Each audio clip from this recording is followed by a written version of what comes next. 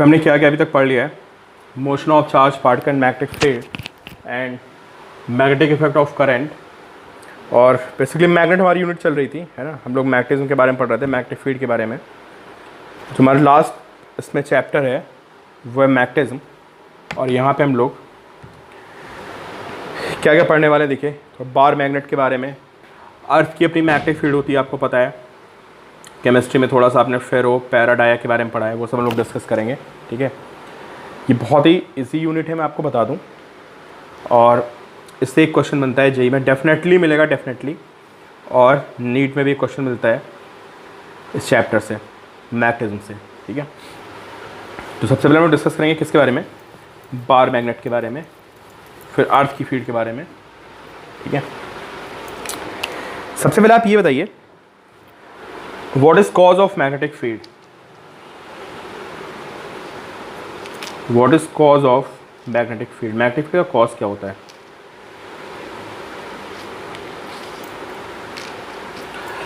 देखो, magnetic field का एक सिंपल सा कॉज होता है, जहां भी करंट फ्लो करेगी वहां पे मैग्नेटिक फील्ड आएगी।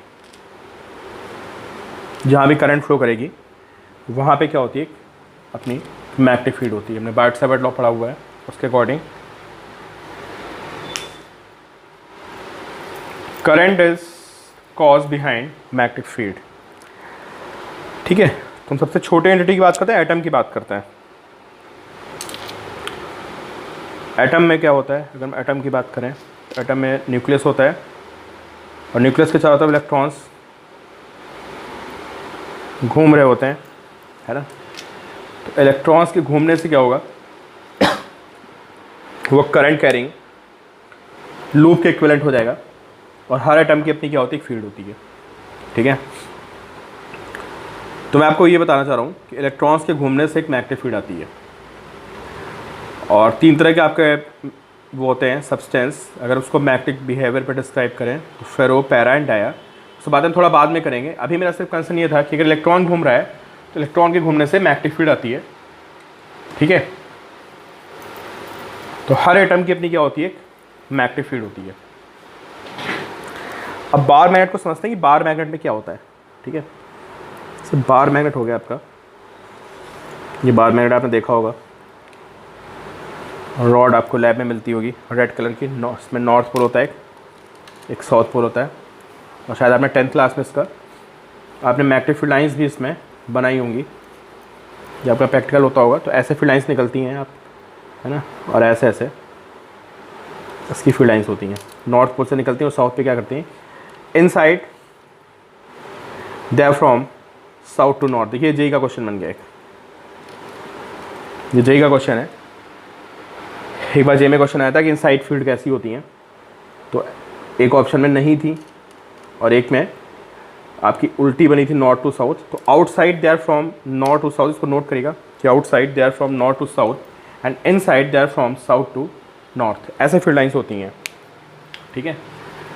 इसका रीज़न क्या होता है, क्यों आती है फील्ड? तो मैंने आपको क्या बोला कि हर एटम की अपनी मैग्नेटिक फील्ड होती है, ठीक है। अब एटम्स का ओरिएंटेशन तो बहुत डिफरेंट होता है यार। कोई एटम ऐसे, मतलब एटम्स का ओरिएंटेशन 3D स्पेस में बहुत डिफरेंट होता है। जैसे ये कोई आपका क्या हो गया, रॉड हो गई, ठीक है। तो इसमें क्या होगा, कोई एटम ऐसे घूम रहा है तो उसकी मैग्नेटिक फील्ड इधर होगी, कोई इधर घूम रहा है तो उसकी मैग्नेटिक फील्ड इधर होगी, कोई इधर घूम रहा है उसकी मैग्नेटिक इधर होगी, कोई इधर घूम रहा है उसकी मैग्नेटिक फील्ड इधर होगी, ठीक है। ऐसे ऐसे रैंडम क्या होता है, ये हर एटम की अपनी मैग्नेटिक फील्ड हो गई। ओवरऑल फील्ड क्या होगी, ओवरऑल फील्ड विल बी 0, ठीक है। हर एटम में फील्ड होती है, बट ये रैंडम अगर मैं सबको वेक्टर सम करूंगा तो ओवरऑल फील्ड विल बी 0। तुम लोग बार मैग्नेट में क्या करते हैं ना, बार मैग्नेट में अच्छा तुमको पता है कि हर मैग्नेट के घूमने से उसका एक मैग्नेटिक मोमेंट आता है। अगर कोई अगर कोई इलेक्ट्रॉन घूम रहा है तो इलेक्ट्रॉन के घूमने से करंट होती है। अगर ये करंट है तो उसका एक मैग्नेटिक मोमेंट होगा, ठीक है। तो बार मैग्नेट में क्या होता है, जितने हमारे एटम्स होते हैं, है ना, उनको हम एक डायरेक्शन में लाइन कर देते हैं, ऐसे ऐसे ऐसे हमने उसको लाइन कर दिया, सबके मैग्नेटिक मोमेंट को हम एक डायरेक्शन में लाइन कर देते हैं ऐसे। अच्छा, मैग्नेटिक मोमेंट एक तरह से क्या मेजर करता है कि उसमें IA का मल्टीप्लिकेशन कितना है, ठीक है। और किसी लूप में जितना ज़्यादा मैग्नेटिक मोमेंट होगा उसकी मैग्नेटिक फील्ड भी उतनी ज़्यादा होगी, ठीक है। तो magnetic field is directly proportional to magnetic moment, ठीक है। तो ऐसे हम सारे मैग्नेट्स को क्या करते हैं, सारे मोमेंट्स को लाइन कर देते हैं। इन सब का मैग्नेटिक मोमेंट क्या होता है, एक डायरेक्शन में जाता है। इनका सबका मैग्नेटिक मोमेंट एक डायरेक्शन में आ गया। जब उसको ऐड करोगे तो आपको क्या मिलेगा, you will get net magnetic moment. तो बार मैग्नेट में क्या होता है, we have a net magnetic moment, ठीक है। और मैग्नेटिक मोमेंट आप समझ रहे हो ना, मैग्नेटिक मोमेंट वैसे तो लूप का होता है, लेकिन किसी भी चीज़ में अगर मैग्नेटिक मोमेंट है इसका मतलब उसके अंदर एक एबिलिटी है मैग्नेटिक फील्ड को प्रोड्यूस करने की, समझे। मैग्नेटिक मोमेंट होने का मतलब ही, अगर कहीं पे मैग्नेटिक मोमेंट है तो आप समझ जाओ कि यहाँ पे करंट लूप्स होंगे, करंट के बहुत सारे लूप्स होंगे, और हर लूप की अपनी क्या होती है, मैग्नेटिक फील्ड होती है। जिसका भी मैग्नेटिक मोमेंट होता है उसकी एक अपनी खुद की क्या होती है, मैग्नेटिक फील्ड होती है, समझे। तो बार मैग्नेट में हम लोग क्या करते हैं कि सारे लूप्स को एक डायरेक्शन में अलाइन कर देते हैं। उनके अलाइनमेंट से क्या होता है, एक नेट मैग्नेटिक मोमेंट आ जाता है, और नेट मैग्नेटिक मोमेंट जो होता है उसकी वजह से वहाँ पे क्या आती है, मैग्नेटिक फील्ड आती है, ठीक है। इसको हम कंपेयर करेंगे किसके साथ, इलेक्ट्रोस्टैटिक्स के डायपोल के साथ। देखिए इलेक्ट्रोस्टैटिक्स में क्या होता था, we have minus Q and we have plus Q, ये दो चार्जेस हो गए। सिमिलरली यहाँ पे क्या होता है, we have north pole and we have south pole, ठीक है। तो minus Q is equivalent to south pole and plus Q is equivalent to north pole. सबसे पहले तो आप ये समझिए, ठीक है। यहाँ पे जो हमारा जो डायपोल की इलेक्ट्रिक फील्ड होती थी, आपको याद होगा डायपोल की इलेक्ट्रिक फील्ड के जो भी फॉर्मूले होते थे they depend on P. For example के 2p/r³ एक्सियल में एंड kp/r³ इन इक्वेटोरियल, ठीक है। वही कहानी यहाँ भी चलेगी। सबसे पहले हम डिफाइन करेंगे किसको, मैग्नेटिक मोमेंट को, है ना। मैग्नेटिक मोमेंट होता है, और यहाँ पे इलेक्ट्रोस्टैटिक्स में हमारा डायपोल मोमेंट होता है p, ठीक है। तो मैग्नेटिक मोमेंट होता है कि actually it is sum of magnetic moments of all atoms, जितने भी एटम्स में एटम्स होंगे उन सबका क्या होगा, सम होगा। अब इसको हम लोग हर एटम के टर्म में तो लिखेंगे नहीं यार, वो बहुत माइक्रो लेवल की बात हो गई, ठीक है। तो इसको हम लोग कैसे पढ़ते हैं मैग्नेटिक मोमेंट को, इसको हम लोग लिखते हैं स्मॉल m इंटू 2l, और जैसे हम यहाँ पे लिखते थे q इंटू 2l, वैसे यहाँ पे क्या होता है स्मॉल m इंटू 2l। इसको हम उसी के एनालॉगस लाने की कोशिश करेंगे, ठीक है। तो कैपिटल M इसको टू m इंटू 2l ये होता है। अब यहाँ पे एक नई चीज़ आ गई स्मॉल m, ठीक है। Small m is called pole strength, small m is called pole strength. इसको हम क्या बोलते हैं, इसको हम पोल स्ट्रेंथ बोलते हैं। और मैग्नेटिक मोमेंट की आपको यूनिट पता ही है क्या होती है इसकी, एम्पेयर मीटर स्क्वायर, ठीक है। IA होता है, तो एम्पेयर मीटर स्क्वायर, प्लीज़ इसकी यूनिट नोट करिए आप। मैग्नेटिक मोमेंट की यूनिट होती है that is ampere metre square. तो मैग्नेटिक मोमेंट की यूनिट क्या आएगी, अगर आप मैग्नेटिक मोमेंट, अगर आप पोल स्ट्रेंथ की यूनिट निकालते हैं, सॉरी, अगर आप पोल स्ट्रेंथ की यूनिट निकालते हैं तो that will be ampere metre, this is unit of pole strength, ठीक है। अब पोल स्ट्रेंथ कैसे यार, क्या होता है ये पोल स्ट्रेंथ, ठीक है। तो अब आप ये समझिए pole strength is equivalent to charge, ठीक है। इसको हम कैसे डिफाइन करेंगे, इसको हम ये बोलेंगे ability of a pole to generate magnetic field, ठीक है। It is the capacity of a pole to generate magnetic field and it is equivalent to charge. तो ये किन बात पे डिपेंड करेगा, जो टाइप ये आपका पोल ये होता है पोल स्ट्रेंथ, ये किस बात पे डिपेंड करेगा, जो पोल स्ट्रेंथ होगा is defined as the capacity of a pole to generate magnetic field. मतलब जितना स्ट्रॉन्ग इसका पोल होगा, ये पोल की स्ट्रॉन्गनेस को मेजर कर रहा है। स्ट्रॉन्गनेस से मेरा क्या मतलब है कि कितनी ज़्यादा मैग्नेटिक फील्ड को क्रिएट करेगा। तो आप गेस करो ये पोल स्ट्रेंथ किस बात पे डिपेंड करेगा यार, जितना ज़्यादा मैग्नेटिक मोमेंट होगा, देखो इधर देखो आप ऐसे समझेंगे m इंटू 2l, जितना ज़्यादा मैग्नेटिक मोमेंट होगा, l तुम्हारा एक वेरिएबल ऐसा है जो हमारा उस पर डिपेंड करता है ना, किस पे, हमारा एक शेप का पैरामीटर हो गया 2l, ठीक है। तो डिपेंड करेगा कि m जो है डायरेक्टली प्रोपोर्शनल टू m होगा, जितना ज़्यादा मैग्नेटिक मोमेंट होगा। मैग्नेटिक मोमेंट किस बात पर डिपेंड करेगा, मैग्नेटिक मोमेंट जो होता है ये डिपेंड करता है किस पे, ये उसके जिस चीज़ का मैग्नेट बना होगा, है ना, उसके एटम्स के मैग्नेटिक मोमेंट पे डिपेंड करता है। तो जितने स्ट्रॉन्ग इसके एटम्स के मैग्नेटिक मोमेंट आएंगे, है ना, इसका मतलब उसका ओवरऑल मैग्नेटिक मोमेंट उतना ही ज़्यादा होगा, और मैग्नेटिक मोमेंट जितना ज़्यादा होगा उसकी पोल स्ट्रेंथ उतनी ही ज़्यादा होगी। ठीक है, तो m is directly proportional to क्या, m। और m क्या है, ये मैग्नेटिक मोमेंट है। ये किस पर डिपेंड करता है, ये मैग्नेटिक मोमेंट ऑफ एटम्स, जो एटम्स हैं उनका मैग्नेटिक मोमेंट कैसे, हमने कितना स्ट्रॉन्ग उसमें मैग्नेटिक फील्ड है उसके एटम्स में। ठीक है, m is directly proportional to m। तो पोल स्ट्रेंथ को आप किससे रिलेट करेंगे, पोल स्ट्रेंथ को आप रिलेट करेंगे, मतलब पोल स्ट्रेंथ कोई अलग एंटिटी नहीं है यार, वैसी नहीं है चार्ज की तरह, समझे। चार्ज जो होता है हमारा एक स्पेशल प्रॉपर्टी होती है हर सब्सटेंस की, वो बहुत ही फंडामेंटल प्रॉपर्टी होती है। ठीक है, तो जो काम वहाँ पे चार्ज का होता था वो काम यहाँ पे किसका होता है, पोल स्ट्रेंथ का होता है। बट पोल स्ट्रेंथ को ऐसे डिफाइन नहीं कर पाएंगे कि कोई अलग एंटिटी टाइप की है, कि कोई फंडामेंटल बहुत प्रॉपर्टी है ना। चार्ज और मास क्या होते हैं, सब्सटेंस की फंडामेंटल प्रॉपर्टी होते हैं, तो उसको तो मुझे लगता है से डिफाइन कर लेते हैं। ठीक है, लेकिन ये इसका काम भी वही है जो चार्ज का काम है, लेकिन थोड़ा सा इसको हम लोग मैग्नेटिक मोमेंट खेल से डिफाइन करते हैं। ठीक है, तो capital M is equal to small m into 12।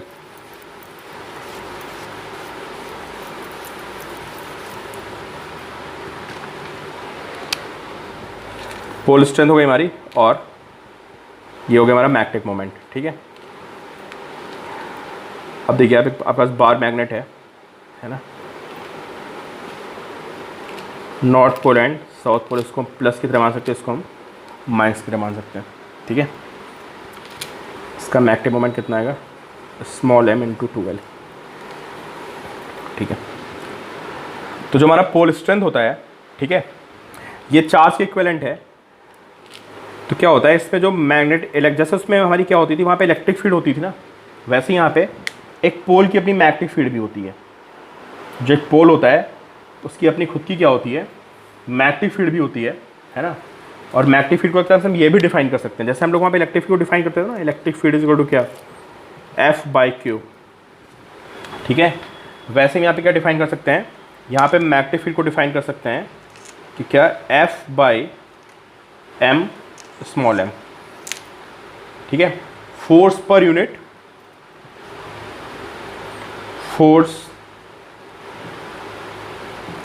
Pole strength. Magnetic field is defined as the force per unit pole strength. ऐसे हम इसमें मैग्नेटिक फील्ड को डिफाइन कर सकते हैं। ठीक है, सेम कॉन्सेप्ट लगेगा वही वाला। तो अब बताइए आप, एक चार्ज की इलेक्ट्रिक फील्ड कितनी होती थी, जो चार्ज होता था उसकी इलेक्ट्रिक फील्ड होती थी KQ/r²। सिमिलरली जो यहाँ पे एक पोल होगा है ना, उसकी जो हमारी मैग्नेटिक फील्ड आएगी, उसकी मैग्नेटिक फील्ड कितनी आएगी, K के प्लेस में आप μ0/4π होता है एंड m/r², ये इसकी मैग्नेटिक फील्ड का फॉर्मूला आ जाएगा। ठीक है, this magnetic field of a pole, μ0/4π m/r², यहाँ पे KQ/r² होता था। ठीक है, तो देखो सेम कॉन्सेप्ट चलेगा यहाँ पे मैग्नेटिक फील्ड का और किसका, इलेक्ट्रिक फील्ड का। ठीक है, तो अब अगर मैं आपसे पूछूं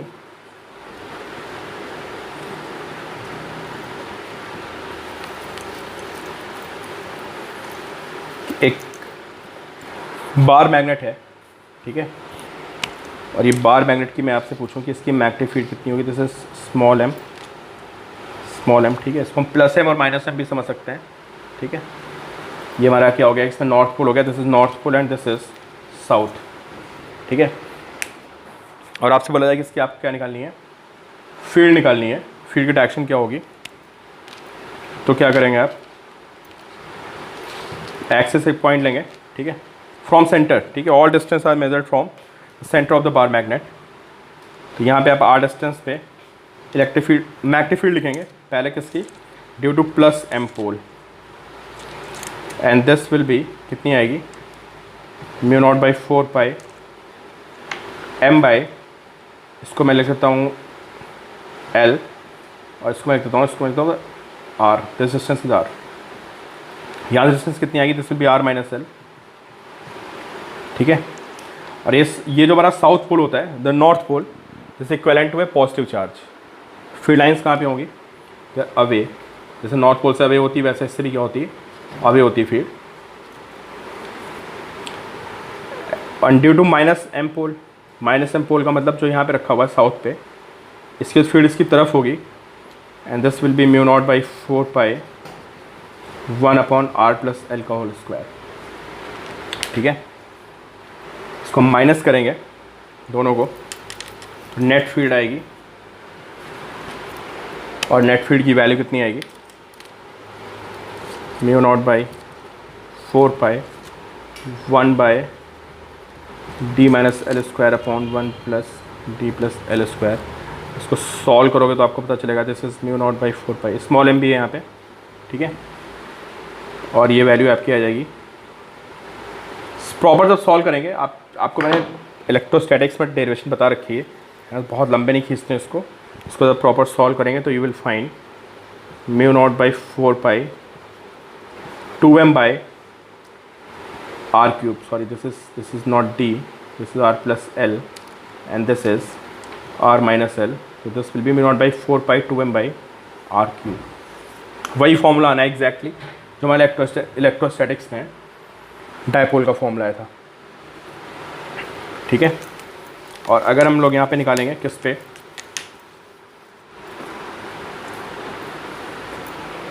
इक्वेटोरियल पे अगर निकालेंगे फील्ड, है ना, इक्वेटोरियल पे सीधे फॉर्मूला लिख रहा हूँ, तो आप यहाँ पे फील्ड निकालेंगे this north and this south. ठीक है, तो इसकी फील्ड कैसी आएगी, इसकी जो फील्ड होगी यहाँ पे नॉर्थ की इधर आएगी, साउथ की इधर आएगी, है ना, तो आप इसका रिजल्टेंट निकालेंगे इधर आएगी, and this field will be, आप बिल्कुल डायरेक्शन जाके चेक कर लेंगे, μ0/4, ठीक है, m/r³, इक्वेटोरियल बोलते हैं इसको ब्रॉड साइड भी बोलते हैं, ब्रॉड साइड ऑन। ओके, और जो पिछला वाला था उसको हम एंड ऑन पोजीशन बोलते हैं, एक्सियल को यहाँ पे एंड ऑन पोजीशन भी बोलते हैं। सेम फॉर्मूले आ रहे हैं बिल्कुल।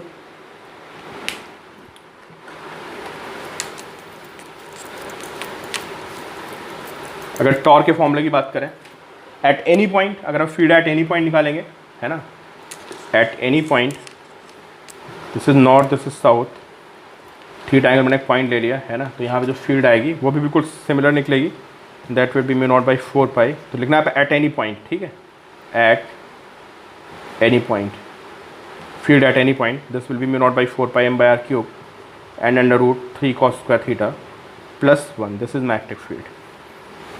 ठीक है, तो जहाँ जहाँ पे बी है वहाँ पे क्या करेंगे आप, मैग्नेटिक मोमेंट से इसको रिप्लेस कर देंगे।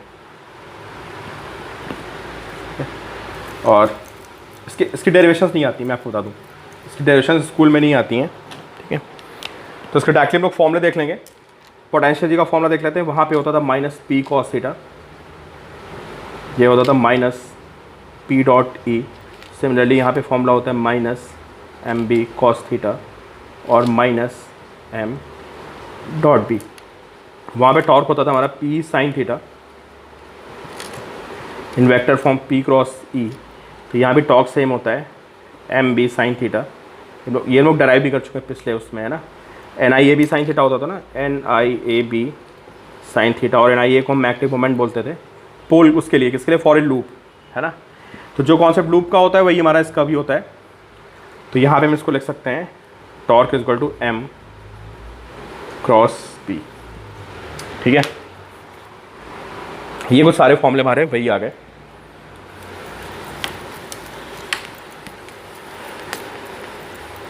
थोड़ा डिस्कशन हमारा पोल स्ट्रेंथ पे है ना, some important points about pole strength. ठीक है,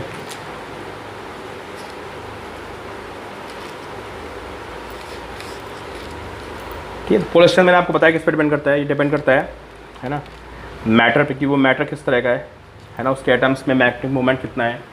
ठीक है, नेचर ऑफ मैटर कह सकते हैं, and it also depends on cross section area. ये मैंने आपको नहीं बताया था, अब मैं बता रहा हूँ, it also depends on cross section area. तो प्लीज़ नोट डाउन दिस कि magnetic moment also depends on cross section area. ठीक है, आप समझ सकते हैं कि क्यों, है ना, शायद मैं गलत बोल गया, pole strength, I am talking about pole strength. Pole strength depends on cross section area. How, देखिए तो उसके लिए ये आपके पास यू हैव है,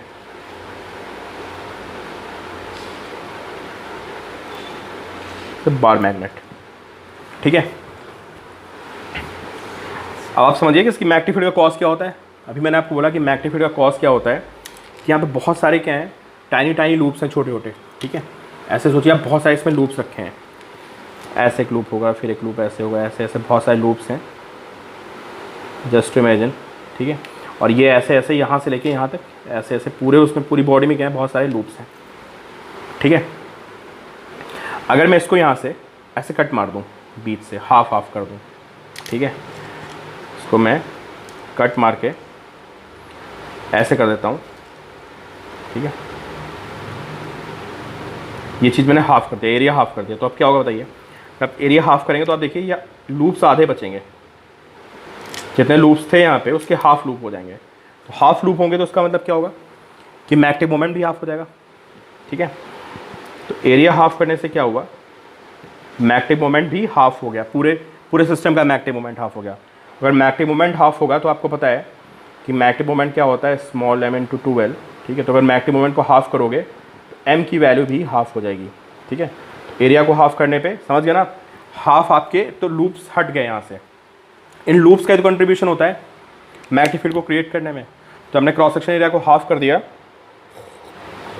पूरे सिस्टम से चॉप कर दिया उसे, तो आपके नंबर ऑफ लूप्स हाफ हो गए, तो मैग्नेटिक मोमेंट भी हाफ हो गया। और मैग्नेटिक मोमेंट हाफ होने की कंडीशन में ये पोल स्ट्रेंथ बिकम्स हाफ। ठीक है, जब मैग्नेटिक मोमेंट हाफ हो गया तो यार उसकी फील्ड हाफ आएगी, और फील्ड हाफ आएगी तो हम बोलेंगे मैग्नेटिक मोमेंट हाफ हो गया। ठीक है, तो कह सकते हैं कि magnetic moment is directly proportional to area. ठीक है, पोल स्ट्रेंथ, सॉरी शायद मैं मैग्नेटिक मोमेंट बोल रहा हूँ, तो pole strength is directly proportional to area. जितना ज़्यादा एरिया होगा उसकी पोल स्ट्रेंथ उतनी ही ज़्यादा होगी। ठीक है, अगर मैं इसको 4 पार्ट्स में कट कर दूंगा, है ना, इसको ऐसे कट कर दूँ, मैं 4 पार्ट्स बना दूँ, एक रॉड आएगी, उसका magnetic moment m/, pole strength becomes m/4। ठीक है, और अगर मैं मैग्नेट को कहाँ से कट कर दूँ,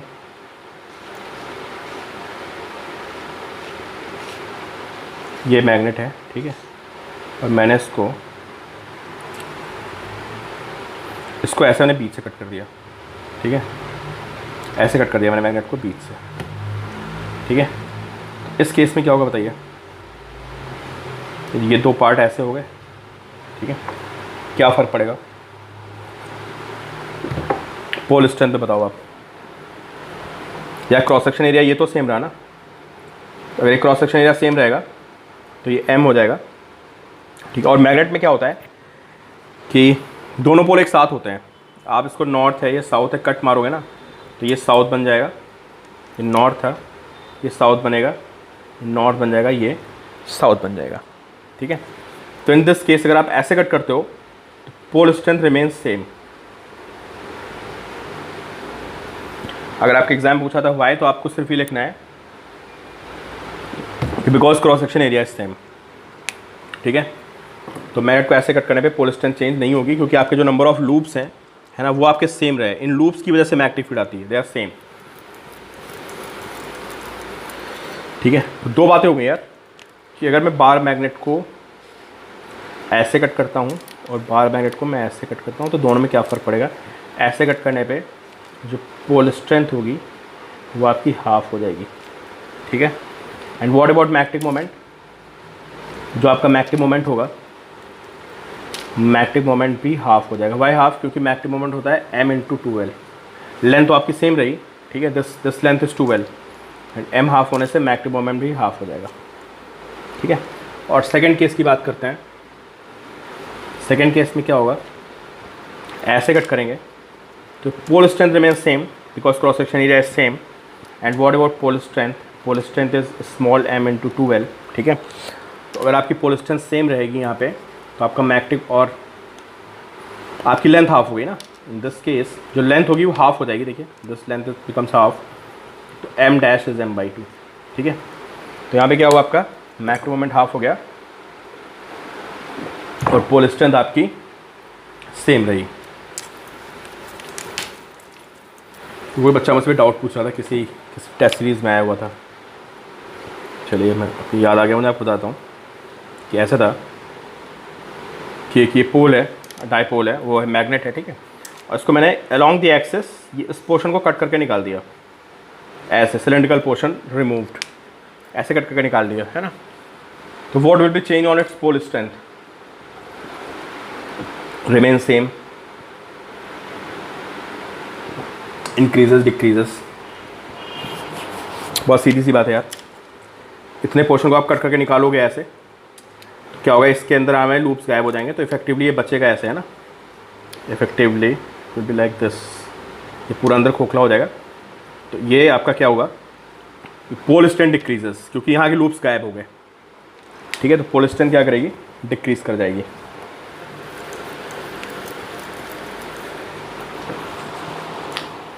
थोड़ा मैंने तेज़ी में करा दिया है, उसका रीज़न ये है ना, कि आपने सारी चीज़ें इलेक्ट्रोस्टेट्स में पढ़ी हुई हैं, तो बहुत लंबा खींचने का पर्पज़ नहीं बनता है। आप इलेक्ट्रोस्टेट्स में सीधे भी बोल सकता था, है ना, कि इलेक्ट्रोस्टेट्स में जहाँ जहाँ पे क्यूब आता है वहाँ पे स्मॉल एम कर दो, ठीक है, जहाँ पे क्यूब इंटू 2L आता है वहाँ पे कैपिटल एम कर दो, और ये स्मॉल एम इंटू 2L होता है, समझे। जो काम आप डायपोल मोमेंट का होता है वो यहाँ पे मैग्नेटिक मोमेंट का होता है, समझे। बाकी सारी चीज़ें वही होती हैं, बिल्कुल सेम, समझे। Pole strength means charge,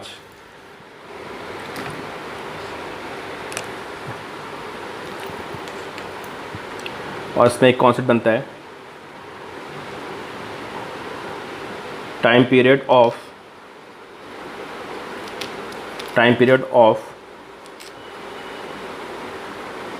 bar magnet and magnetic field, ठीक है। सेम कॉन्सेप्ट चलेगा, जैसे मैंने ये मैग्नेट को रख दिया, this is north pole, this is south pole, this is magnetic field, ठीक है। और मैंने इसको, ये ऐसा थ्रेड है, ये थ्रेड से हैंग कर रहा है about it centre of mass, and magnetic field from left to right, यहाँ से हैंग कर रहा है। हल्का से मैंने इसको ट्विस्ट करके छोड़ दिया ऐसे थीटा एंगल पे, ठीक है। इसको थीटा एंगल पे घुमा के छोड़ूंगा तो क्या होगा, इस पर टॉर्क आएगा, ठीक है। ये भी आप लोग उसमें कर चुके हैं। कितना टॉर्क आएगा बताइए आप, टॉर्क होगा mb sin थीटा। ऐसे क्वेश्चन आपको बहुत सारे करा चुका। थीटा इज़ वेरी स्मॉल, तो आपको पता है कि sin theta is equal to theta, so in that case torque will be mb theta, and this torque is restoring in nature, कि आप इसको ऐसे घुमाओगे। अच्छा, टॉर्क आया कैसे, देखिए, तो दिस इज नॉर्थ पोल, तो north pole is similar to positive charge. तो जैसे पॉजिटिव चार्ज पे इलेक्ट्रिक फील्ड डायरेक्शन में फोर्स आता है, similarly on a north pole force of magnetic field is along the direction of magnetic field. Please note down this point, कि north pole experiences a force along the direction of magnetic field, and a south pole experiences a force opposite to the direction of magnetic field. इस पर opposite लगता है, उस पर उसकी direction लगता है, ठीक है। तो जैसे आप इसको घुमाएंगे ऐसे, तो ये ऐसे हो जाएगा और ये ऐसे हो जाएगा, ठीक है।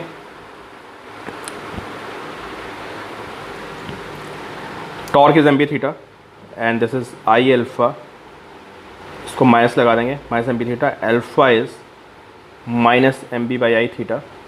इसको कंपेयर मार देंगे, alpha is minus omega square theta से, तो ओमेगा जाएगा under root mb upon I, ठीक है। यहाँ से आप टाइम पीरियड निकालेंगे, तो time period will be 2 pi under root I by mb, ठीक है। 2 pi under root I by mb ये आपका फॉर्मूला आ जाएगा टाइम पीरियड का।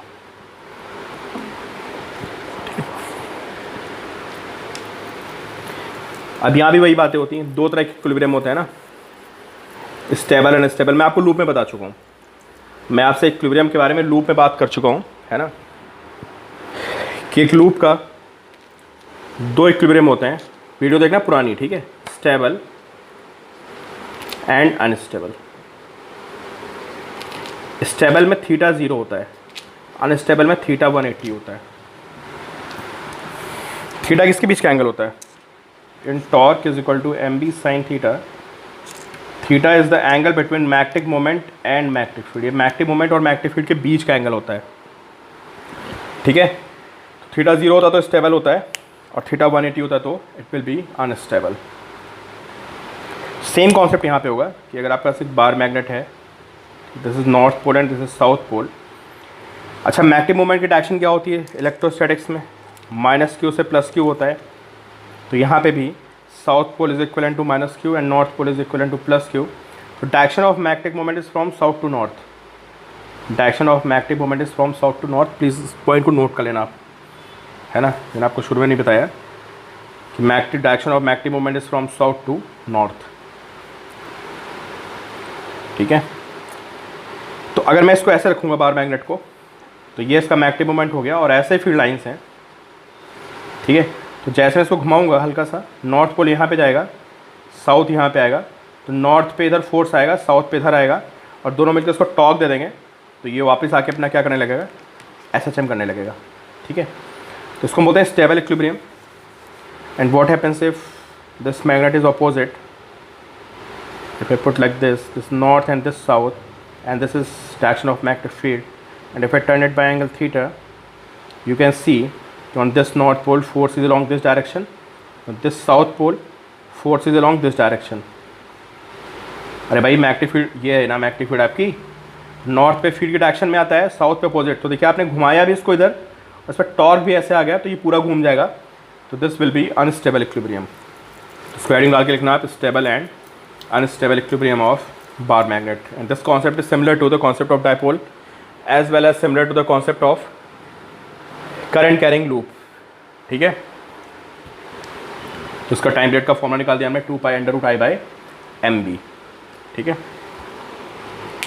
चलिए नेक्स्ट वीडियो में हम लोग और इम्पॉर्टेंट बातें करते हैं।